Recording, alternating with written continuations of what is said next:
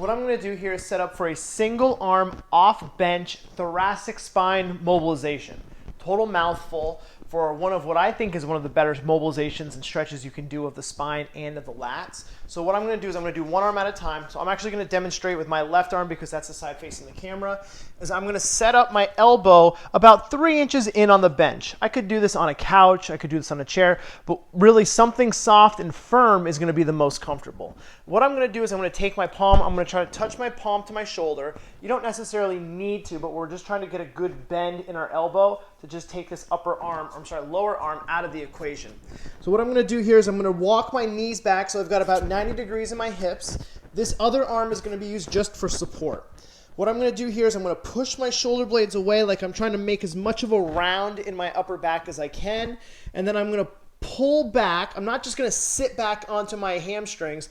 I'm going to pull back, trying to get my elbow firmly entrenched on the bench.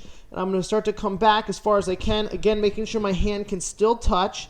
And I'm trying to maintain that round in my upper back as much as I can. And then I'm going to come back up. And what I'm going to find is as I'm coming back, there's going to be a decision I'm going to have to make. I come back, I'm maintaining that round in my upper back. I can then start to lose it and flatten out my thoracic spine and get more of a stretch. I don't want to do that yet.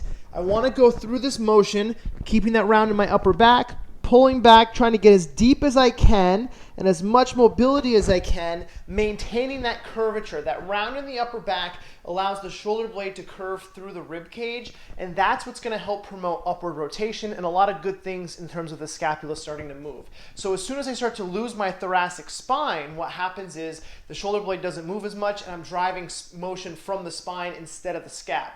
I want to do both, so it's important for me to start with my shoulder blade.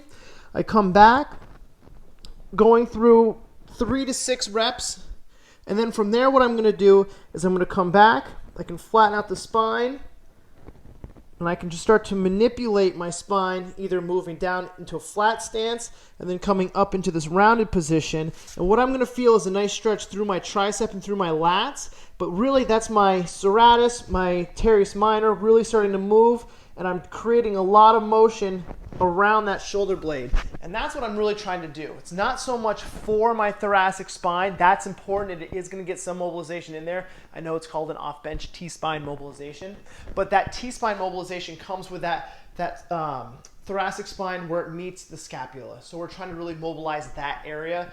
Most of the movement does tend to happen from the scap. So think about 3 to 5 reps moving with that rounded upper back, and then the last 3 to 5 reps really starting to move around the spine. You want to aim on both.